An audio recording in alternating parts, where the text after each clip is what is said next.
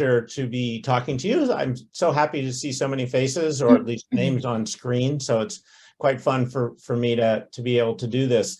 So tonight we are gathering three executive directors of museums, small museums, with this idea of thinking about the state of small museums, which are so critical to the story and keeping alive the stories of the landscape, the people, the place that we all inhabit, at least in Washington State. We're hoping to, maybe we'll do this again regularly, because we'll see how it goes tonight. I'm sure it will be wonderful. What I will do is introduce each speaker as they speak, and we went from the classic order of alphabetical. So the first speaker will be Amy Frost, who is Executive Director of the Lopez Island Historical Society, where she happily landed back in the PNW after 6 years with the Oklahoma Historical Society. We won't go there. Amy received her MA in museology from the University of Washington in 2006. And while there, she worked in the archaeology department on NAGPRA,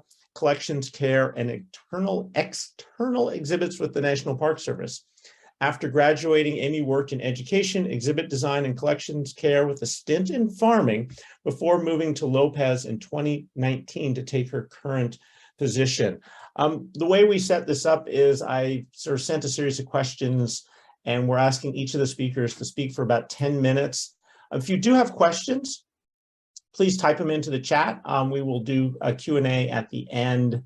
And I'll probably read them out, or then we'll obviously open it up. And since people are on screen, to live questions that way. But we'll start with having people put them in the chat. And without further ado, Amy. Hi, everyone. Thanks for having me.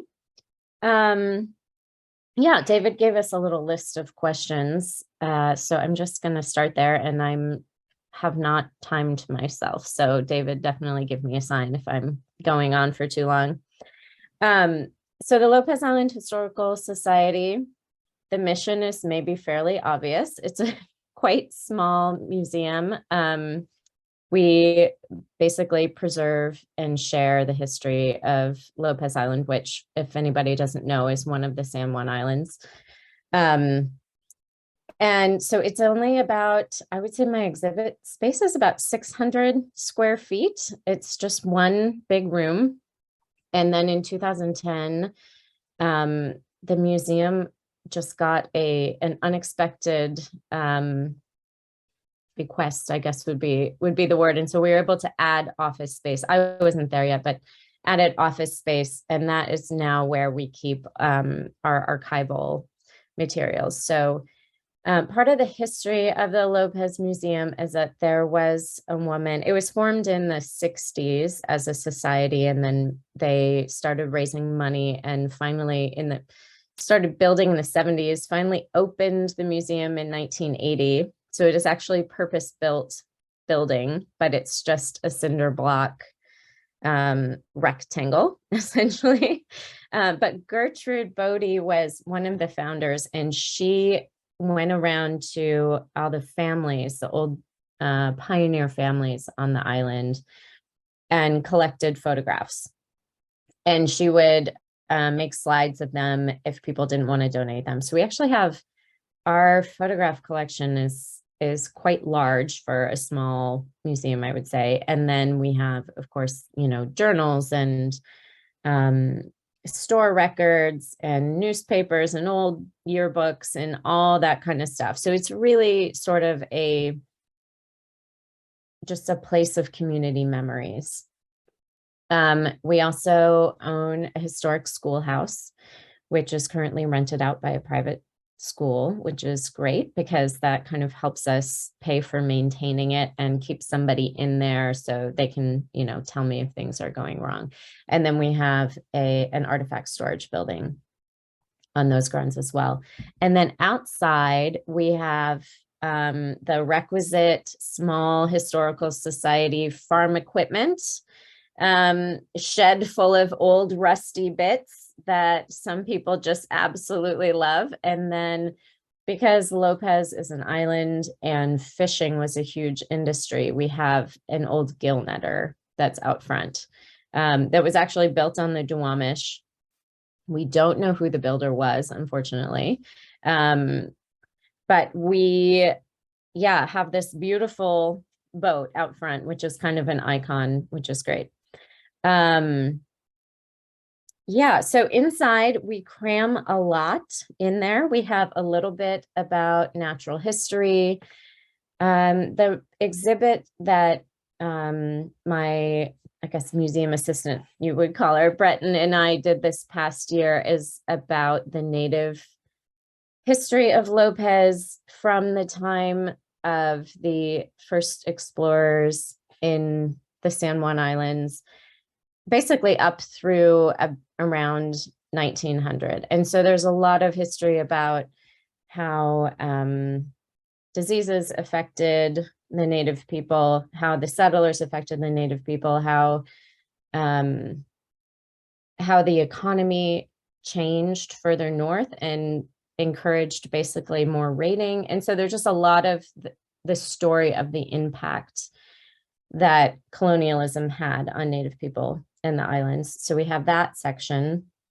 And then we have more of just sort of your more typical settler history. So of course there's logging, there's fishing, there's farming. The San Juan Islands were a bit of a bread and fruit basket before Eastern Washington really started raising fruit, and before the irrigation and the railroads and all of that. So, the San Juan Islands, when water was really the main form of transportation in Puget Sound, actually grew a lot of food for South Sound communities. They took food to Vancouver and Victoria. So we have a little bit about that kind of stuff, the fishing industry and the farming.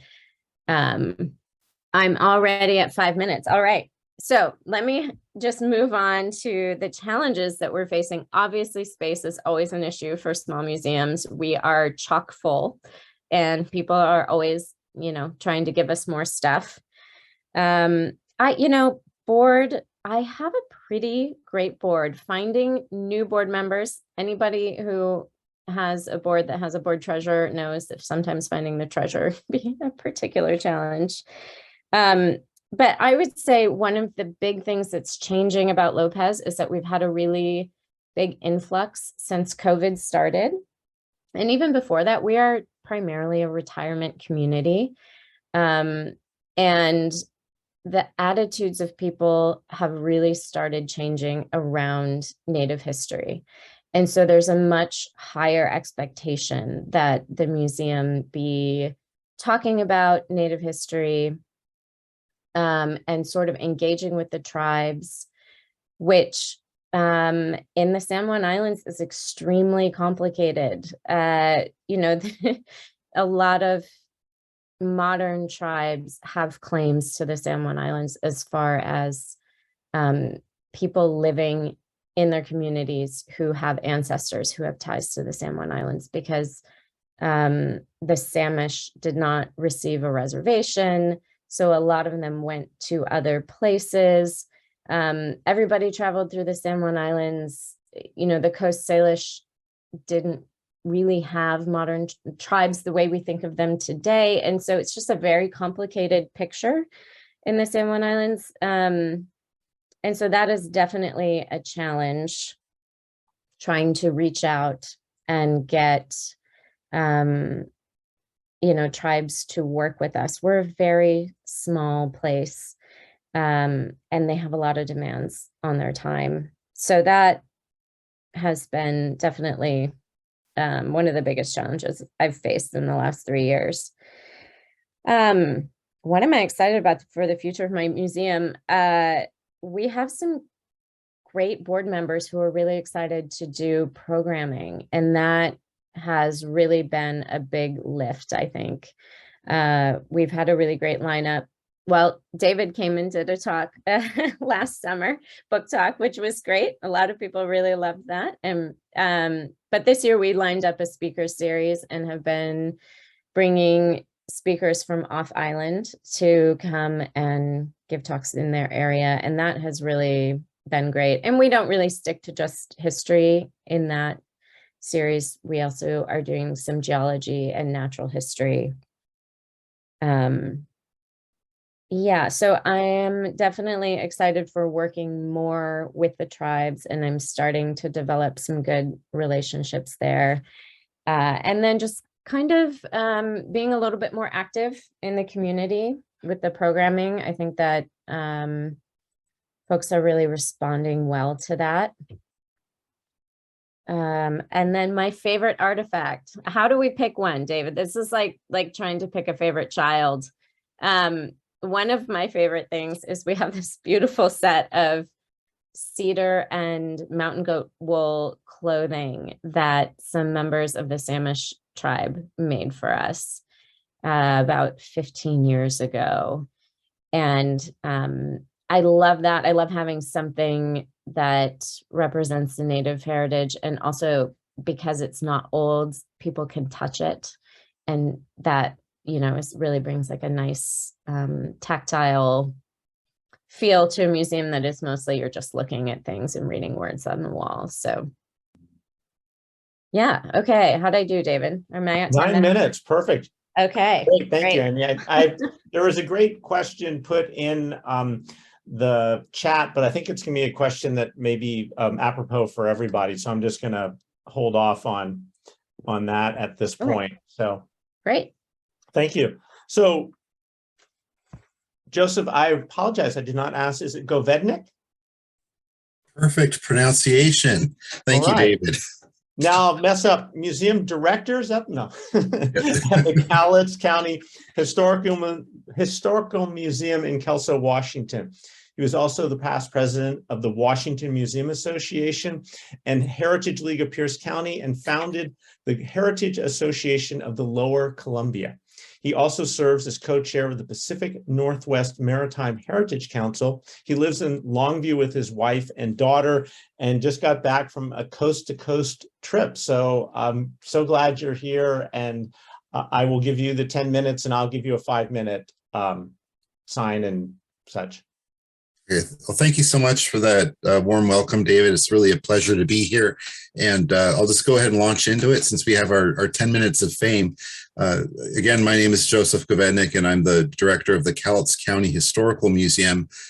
And a little bit about the museum is that we are a public and private partnership between the Cowlitz County Historical Society and the County of Cowlitz County.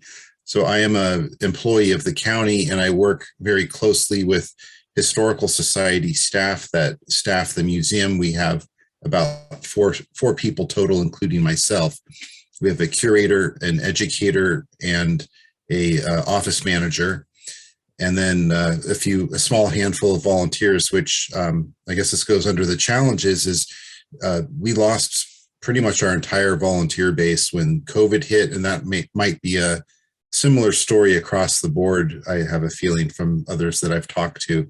So we're really in that rebuilding of volunteer base mode again, as life has become more normalized. We were formed in 1949 as a historical society, and then in 1953, the county gave some space in one of the county buildings to house the museum. And it started off with just a kind of hodgepodge of items on the third floor of an annex building. And then in 1979, it relocated to the current building that we're in, which had a 2003 renovation under my predecessor, David Freese, who had been with us for 31 years before retiring. And it basically doubled the footprint of our museum. We have about 10,000 square feet of facility and about 3,000 square feet of exhibit space. And I see Amy over there kind of smiling, just thinking like, oh gosh, wouldn't that be nice to have some space, because that is always at a premium, and our collection storage is maxed out. We have off-site storage that we're paying rent for that we're trying to get out of. We did receive a Heritage Capital grant to help put some collapsible storage into one of our largest storage room, which will give us about 50% more storage space there, which should hopefully get us out of that rental of off-site storage, which is a bit of a hassle.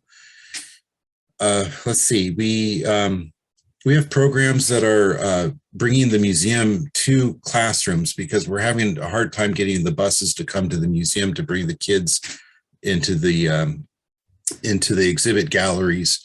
That's the dream. Is I would love to see school buses parked outside of our museum. I think everybody would, but the way the school schedules are, it's just a little bit of a challenge. But we have found that if we bring the museum to the kids in the classroom through what we call a traveling trunk program, they get some exposure. They have some hands-on touchable items, and it's extremely popular. And right before COVID, we were looking at trying to hire another educator to assist our educator who was just completely booked out.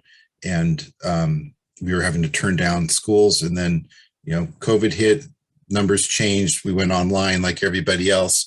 And now we're really ramping up again very strongly. So that's very encouraging. Regarding our exhibits, we are like a standard, smaller historical museum with, we have pioneer history, a lot of logging. Logging was really what brought so many people here. The city of Longview was founded 100 years ago next year as the largest mill that was built along the Columbia River. So timber products play a huge role. We have a newly renovated permanent exhibits that were installed in 2016, right before I came on board. And we have a good relationship with the Cowlitz tribe, and they gave us input on the content in the exhibits. And so in our exhibit storytelling, some museums will talk about local tribes that inhabited areas where they currently are. And then it's like it's in the past, and then you don't hear anything else. Throughout our exhibit storytelling, there's a constant mention of the tribe. And then at the very end, there's a section in the exhibits about the tribe in the 20th century or 21st century. So it's a continued theme throughout the exhibits. Let's see what else. Let's see how we're doing on time. Okay, so challenges. If I could say my biggest challenge right now, we need more board members. Our board is, we have some really good people on our board, but it seems like it's just hard to get people that can get on our board and stay on it and not move away or not have some other life situation change. And so it feels like I get 3 new board members and then I lose 2, and then I get 3 more and then I lose 2. So it's a couple steps forward and a step back. So that's really something I am also challenging our board to do, is go out and get your fingers out there and talk to all the people in your networks that have a passion, not just for history, but for community. And we're slowly building that up. So that's one of the concerns that I have. And then membership too. And I think that might be a universal issue too, is people often, I think younger people are not becoming members of organizations as much as they used to. And as our older members are not renewing because they're pulling back as they get much older or they pass on, we need to bring in new blood. We need to bring in younger people and make the museum attractive to them. And so that's something that I look forward in the future of our museum, is programming that might engage a younger, more diverse audience. And I'm reaching out to one of our local theaters. I would like to experiment with historical movies, and they have food and beer that you can have at these theaters. And I think that might make for, when you have food and alcohol, I think you're going to get a larger audience in many ways. We can't really serve alcohol at our museum because we're a county building.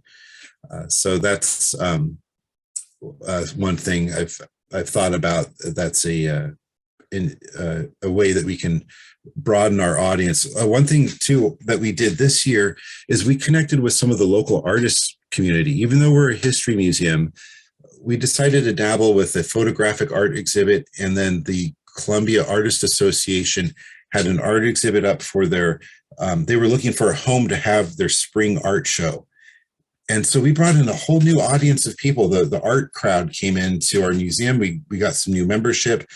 And it also helped energize the Columbia Artist Association because they were kind of withering a little bit during COVID, and kind of the synergy kind of built between the two organizations that was very pleasing from both sides. It was very mutually beneficial.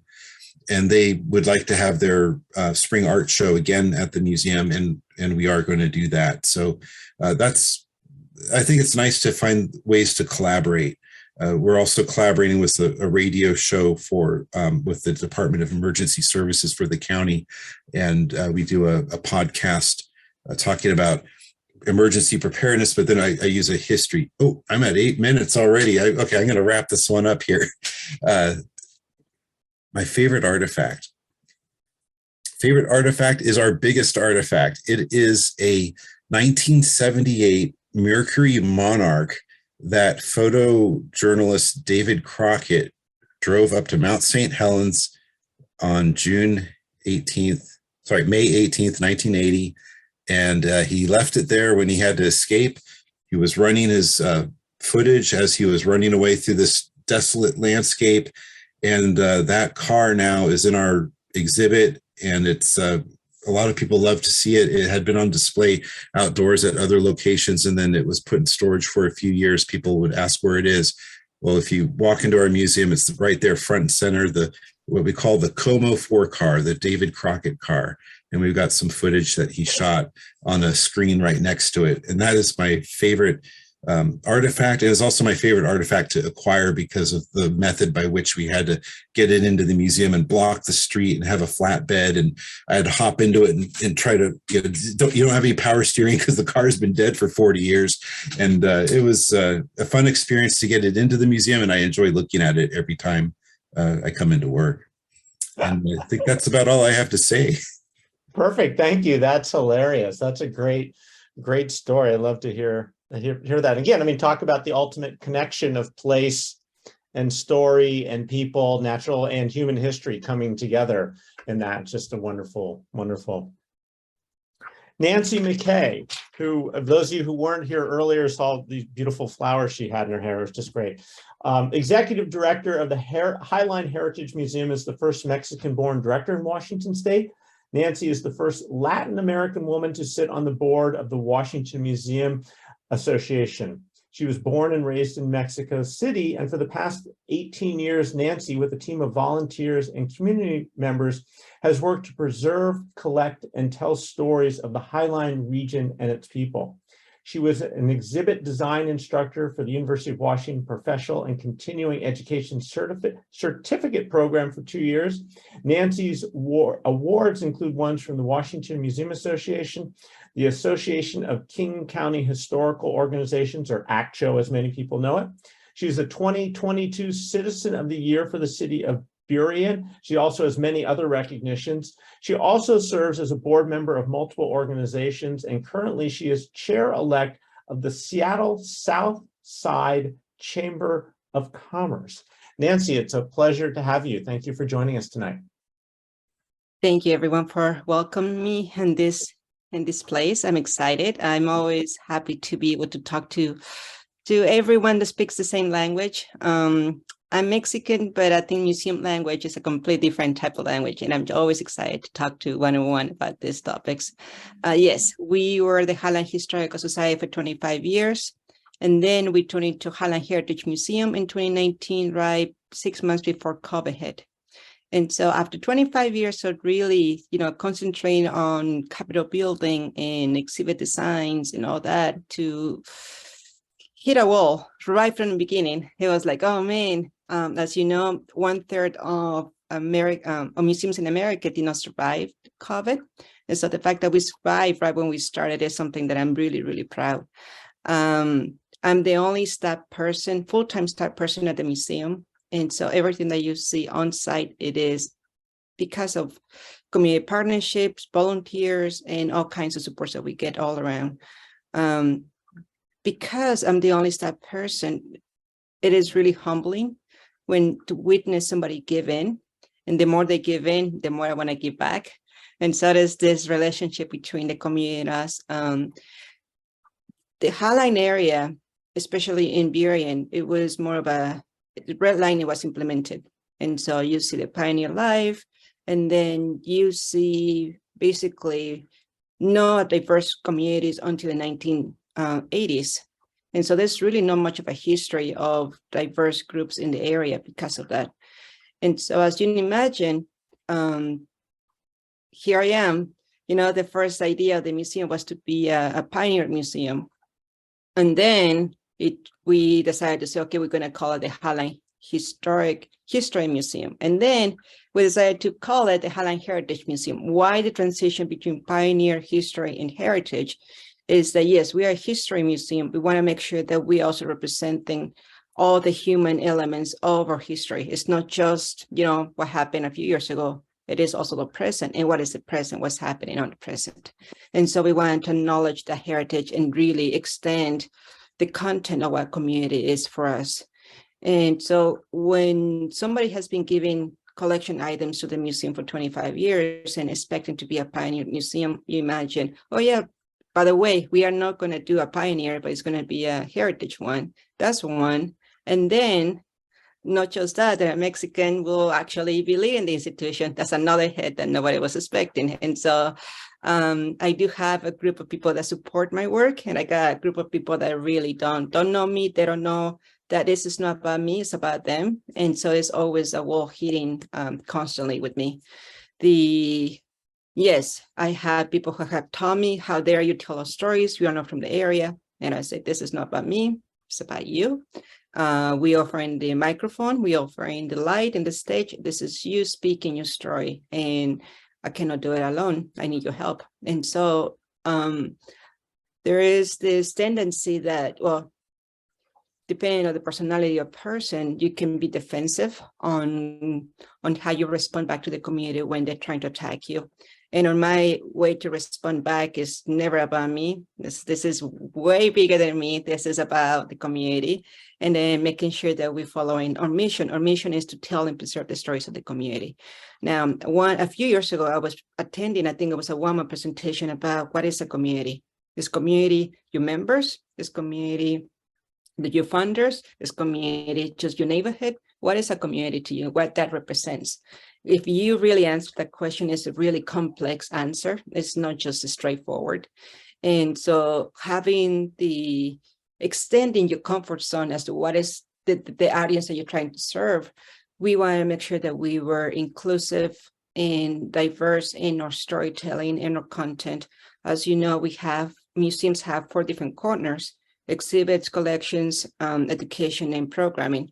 We want to make sure that the 4 areas are actually as diverse as we are promising to be. It's not just promise, it's action speaking louder than words.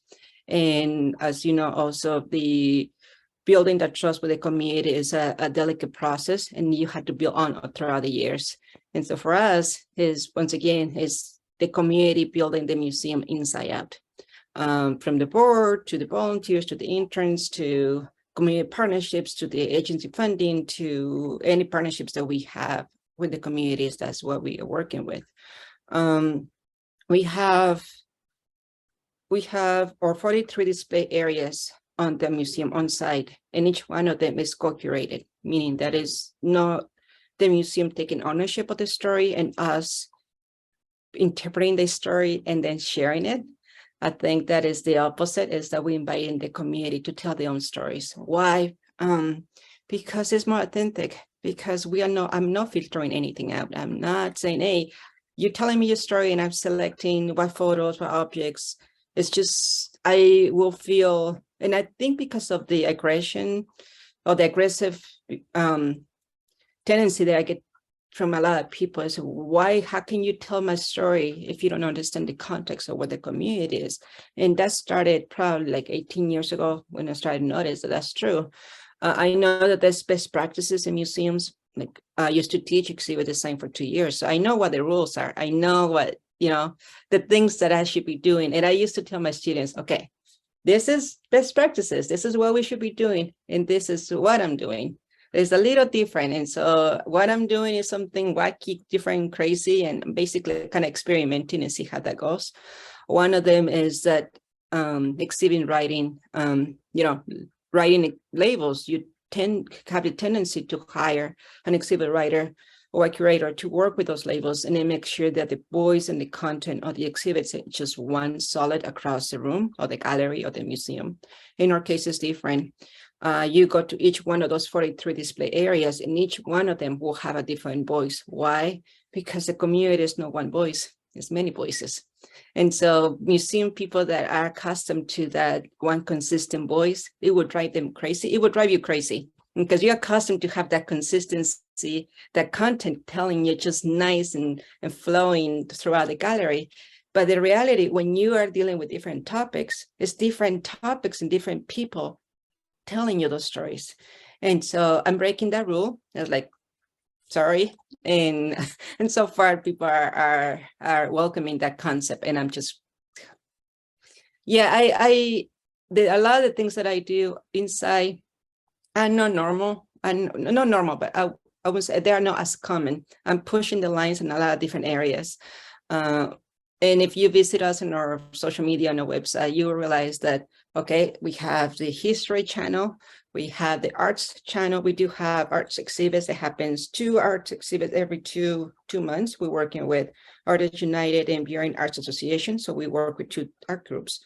And then we have history, art, heritage. Heritage. So heritage is what makes us as us, regardless of many different elements, but I'm not going to go there. I'm going to simplify. I only got 8 minutes. Gosh, I didn't do anything. I didn't say anything. So diversity and inclusion for me is not just the ethnicity. It's not being Mexican that I'm saying that's my diversity thing. I'm saying it's a gender, it's your sexual orientation, your age, everything that makes you, disabilities. James Bone, he was asking a question about disabilities. We're just celebrating Disabilities Month. We got different programs to that. And we're just pushing the lines to see really what is the representation of communities. We want to go beyond, and especially COVID, since the good thing for me is that there's no history as an institution. And so it's not like I'm following patterns before me. I'm not following some structure that was established. So I'm starting from fresh.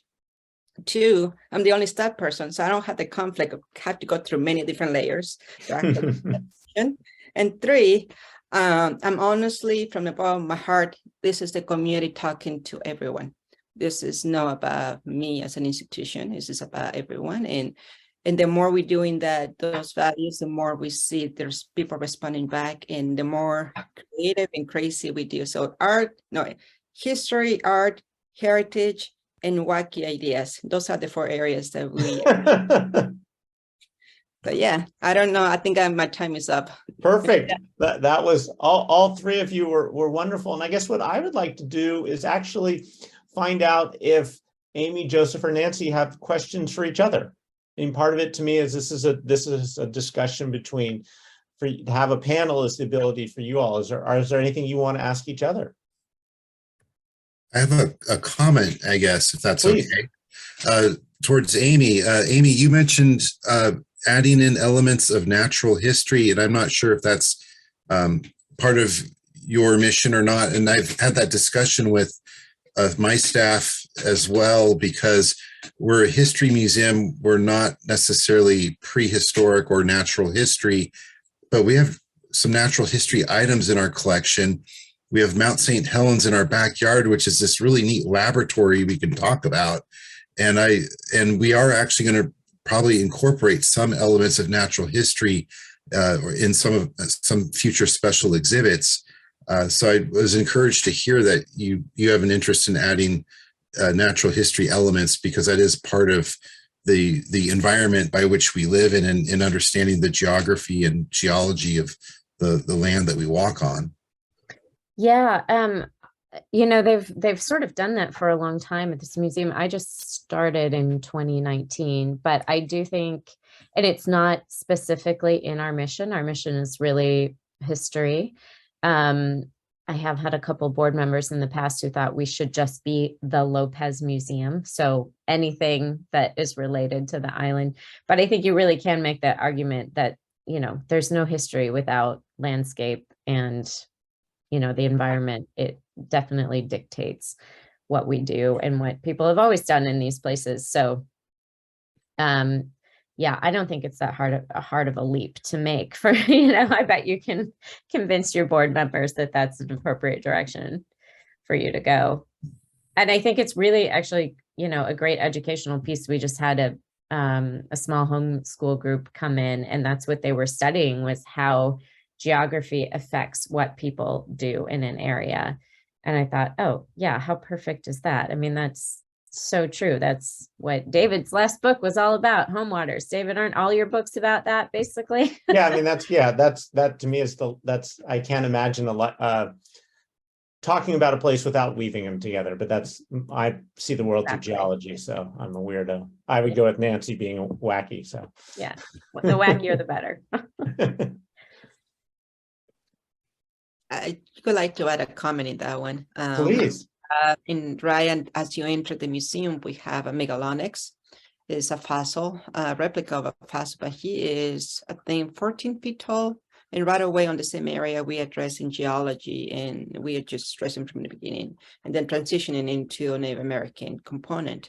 But yes, like Amy said, I mean, there's no restrictions as what it tells, what is history and what makes us us and how we interact with the environment. And so I think that is, yeah, labels and names of museums are really interesting, but I think that if you follow the mission of what the institution and is basically telling the stories, no matter if it's geology or a pioneer or diversity or whatever that is, you're still following your mission of the institution. And it looks like you have a Torito wood right behind you on just over your shoulder there. The wood, that piece of wood behind you, there's natural history right there. I mean, yep, right there. So that's very all cool. our dock issues because of the Torito clam. So excellent. Were you gonna say something, Amy? You look like. Well, yeah. So I noticed somebody had asked a question. I was just looking. Oh, at what point did the museum include issues about colonialism? And have you received any criticism about that issue being too woke? We really just opened that exhibit this year. I did an exhibit at this museum in like 2007, where we talked a little bit about colonial impacts on Native people. And I would say I've gotten a lot of good comments about it. I haven't actually received any criticism yet about that exhibit, which I was expecting that I might get some, because there is some tension on the island about some of the older settler families that feel challenged by us really focusing on Native history. But, honestly, it's really not been a big issue. But I was kind of curious, Nancy, about similarly, have you gotten any pushback about your new really cool concept about letting the community just sort of speak? Have you gotten any criticism about, well, you're not really doing history anymore? No, we're doing history. I mean, we have those channels are real clear. And it's almost like a marriage between like the present with the social justice project, because we have that. And then our history is that, okay, we are honoring the history of the area while we also honoring the present that we're living in. And so that balance is tricky. I've been getting a lot more pushback by controversial topics in the social justice items than anything else, all the way from, I had to call the police, I'm afraid of people vandalizing the building, all the way from, let's just say, Pride Month, something that is a little bit more, in the Puget Sound, a little bit more, people are a little bit more open-minded into that concept. And so the city of Burien, they had these pride flags around 152nd, which is the main street. And we have an exhibit that is facing the street, so people don't have to come inside the museum to actually see that one. And so we had that one specifically to honoring Pride Month. They stole all the flags. The moment they did that, it's like, okay, they're going to go back to us. They're going to vandalize us. So my fear is more about the current situations that we're living in. And when it comes to the colonial component to it, because I grew up in Mexico City and witnessing how the Spanish conquest completely and destroy these cultures, I'm really aware of those sensitive topics. And I've been researching more than 20 years the factors of why minority groups don't go to museums. I'm aware of why the different areas that just the reasons of why underserved communities don't trust museums in general. And so because of that background, it's allowing me to be more gentle in my conversations, either through education, exhibits, programming, or even collections, and how to address those topics. But it's like when you are having a fight with your husband and you're trying to walk really slowly, and it's just navigating those waters into making sure that you have that relationship and continue that communication in a healthy direction, not just to fight just for the sake of fighting. But yes, I do have a lot of pushbacks with the issues that we presented at the museum. Do you, Joseph? We haven't had any, I'd say no controversy with our museum, to my knowledge, at least. I don't see it in the newspaper. But we did recently come up with a new strategic plan. And part of that plan is to integrate more voices to be expressed in our storytelling, and also expressed within our collections, because our collections tend to tell more of a pioneer story. That's who pretty much founded our museum, were the children and grandchildren of people who were donation land grant recipients back in 1949. These people were the children and grandchildren of people that were on wagon trains. And so our collections really reflect that a lot. They reflect the timber industry, but we don't have, how should I say, like ethnically diverse collections. There were African Americans that lived in Longview. There were Japanese Americans that lived in Longview. We don't have a whole lot of material culture that we can use to then share those stories. So part of our collections plan is to start reaching out and finding if there's that material available that we can get into our collection, so that we can enhance our storytelling.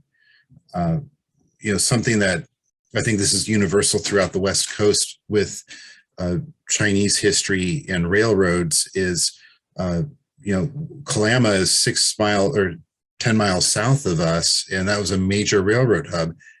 There's not any material that we have of Chinese settlement or work on the railroad or anything, because after the railroad was built, the Chinese were moved on to either another location or kicked out of the country. So there's no, we might find that in some archaeological digs around there where there was some encampments, but we're trying to find the evidence, and we're trying to find more information that we can incorporate into our collection. So I don't know if I'd kind of sidestepped that a little bit, but we're doing our best to engage a broader audience by finding that material culture to help us tell those stories. Great. So there was a question, how do you address, Joseph, I think Nick just touched on it. How do you address museum accessibility, providing access to the museum and exhibits for persons with disabilities? And how do you involve persons with disabilities in the development of your programs? And this is to all three of you. Mm-hmm. I answer that one first, real quickly. Please. So this is Disabilities Month. And so obviously this is something that we've been, and this is a third year addressing and doing programming around that, or at least people sharing their voices. That's one example that I meant by being inclusive in the diversity. That is part of that. And so like we install a hearing aid loop in the museum. And so anyone that comes into the conference room will be able to turn on the hearing aid and being able to hear from the microphone the program. You might have a baby crying next to you, but that person will hear the microphone before the baby. And so that's a good thing. Obviously, ADA requirements around public spaces is always there, all the way from wheelchair accessibility to making sure that like the label writing is also targeting that, like it has to be in a way that like crosses everything, not just disabilities, but ages and people, English as a second language and things like that. We do have videos of we're working with this organization called Northwest Center. They work with people with disabilities. And so we've been partnering to do interviews with businesses who are collaborating with them, with this group. And it's amazing to tell the stories of people with disabilities. It's powerful, it's impactful. And so I think that it is different areas. It is the actual building and how accessible you make it, and making sure that you meeting all those ADA requirements. That's one. Two, incorporating programming into the, like a monthly program that brings more accessibility that way. And then three, the community collaborations that we do for that reason. And so, yes, and like I always tell them, everyone, because in every Heritage Month that we celebrate, it should not only be for 1 month, it should not be only for 1 day. And I tell them, no, this is just the spotlight that we're hitting on you just today, but this is something that we should be acknowledging every day. But yes, there's a lot of different ways that can be incorporated in those 4 areas: education, exhibits, programming, and collections. Amy? Oh, Joseph, either one. Amy can go first if she like. I don't actually have all that much to add. We do have an ADA accessible building, and we don't actually have any audio right now in our building, but you're making me realize, Nancy, we probably really should have that for people who can't read what's on our exhibit walls, right? It's funny because Lopez is such a small community, and I can't, we occasionally get people in who are in a wheelchair, and thankfully our museum, that part is easy. I am trying to remember if I've ever had somebody come in who could not read, who was not with someone who read to them. But, it's just making me realize that as a very small facility, that's an area that we haven't really had to look at. And that we should be thinking about it more than we are.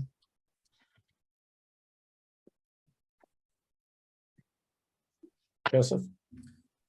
So we're ADA accessible, and we're also financially accessible in that we have a free admission to our museum.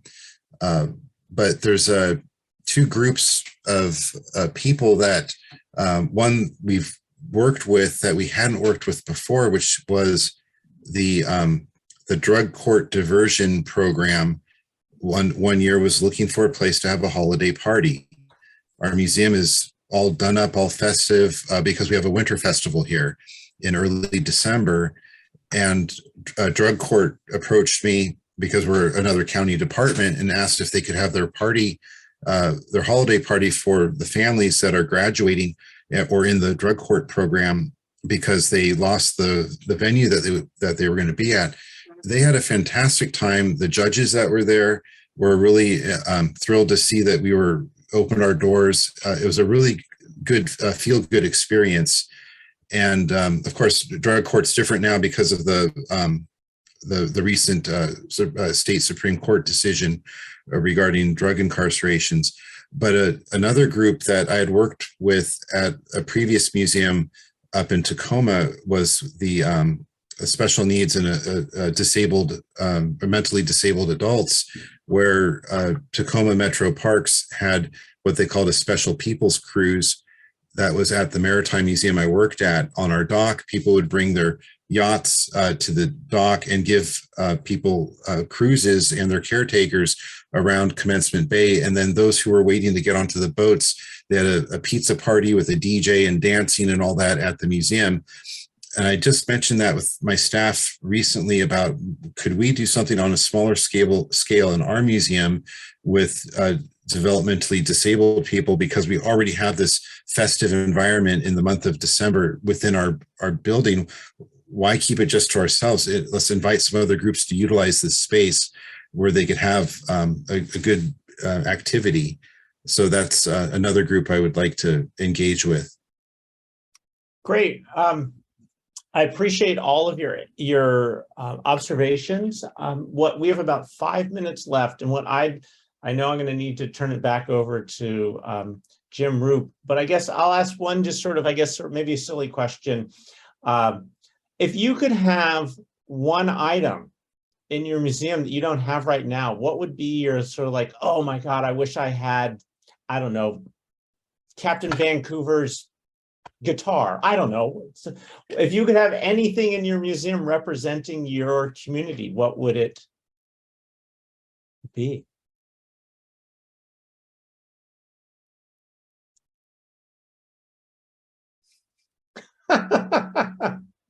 I didn't know I'd shut you all up.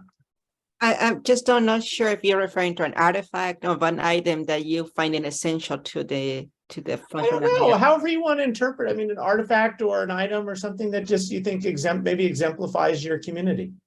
Passion, love, caring. We just did a mural outside the building where there's a tree and we have all the community members to come in and just put their hands on it and print it on it. And just showing that it takes a community to build a museum. It takes a community to really work with each other. And I know we only got a couple of minutes, but good news for small museums. Just Saturday, it's just like, and I share that with you, David, that somebody sent this link to me, an article, had no idea what, but we are in a position, they're saying in the article that we are among the 9 top museums in Seattle. Yeah. And I'm extremely excited, and I know that my museum is small, it's tiny, it's not polished or everything is up there. But I think that what people see when they come to our spaces, that is how it's just a lot of love, of caring, a lot of giving back. And I think that that's, to me, that's the only thing that makes sense in my head, because we cannot compete with all these big museums. That people feel the space and how everything is done to the community, from the community. Great. I would like to have, along those very lines, like a StoryCorps booth, a StoryCorps style booth where people could come in and sit down with a loved one and talk about their story in the community on Lopez, whatever. Joseph. Well, something that Nancy touched on is the museum is really a community space where you can feel the love, you feel the energy, warmth, passion, a caring, nurturing space is how I look at our museum. And I guess, we do have a community room that we let other people use at times, but I would love to have some kind of a theater that we could have live performances or show films in. We do have live performance in town. I wouldn't want to compete with that, but I think you can really make it a community gathering place if you have the music, the performance, the art, the history, all there, or collaborate with other organizations that are doing that. And I think that's an important thing, is if you can't, we all can't do it all, but let's touch and hold hands with other organizations that are like-minded nonprofits that are doing good in community enrichment, because that's what makes people want to live in the area that you're representing, is that you have parks and libraries and schools and museums and theater, because without that, you don't have anything really. Yeah, absolutely. And I'll turn it over to Jim in just one second, but I'd like to thank Amy, Joseph, and Nancy. And I think you all exemplify what you're trying to do. It's the soul of the community and helping people understand their place in a landscape that's very challenging on many, many levels: cultural, natural, physical. So I once again thank all of you. A round of applause for our fabulous group. We have recorded this. We will put it online. And I also just want to point out, of those of you who didn't look at the chat, it's been really fun to see the additional comments from people. And again, people reaching out from their community to share to the broader community of historians and helping us understand the place that we live. Jim, it's all you. All right. Well, thank you very much. A panel discussion can be a real bomb. Sometimes they don't work, and I think you all did an excellent job, and it was very interesting. And many thanks for thinking of it and pressing on with the idea. I mentioned the benefit of Zoom and having people from outside the community participate, and I had an email drafted to David saying, it was great, great show, learned a lot. But who is this Steve Anderson who's giving us all this information? He sounds like an interesting guy. And happily, David Johnson asked who he is, and so check the chat. Steve had some good comments. We don't have enough time for him to say anything, but he's in North Carolina and participated, and we're grateful for that. Now, we won't have a Zoom meeting in November. November 30th, as I mentioned at the beginning of the meeting, is our first live meeting post-COVID, and it will be at the Mountaineers facility in Magnuson Park, where there's lots of good parking. It'll be from 7 to 9, and we will be awarding our historian awards to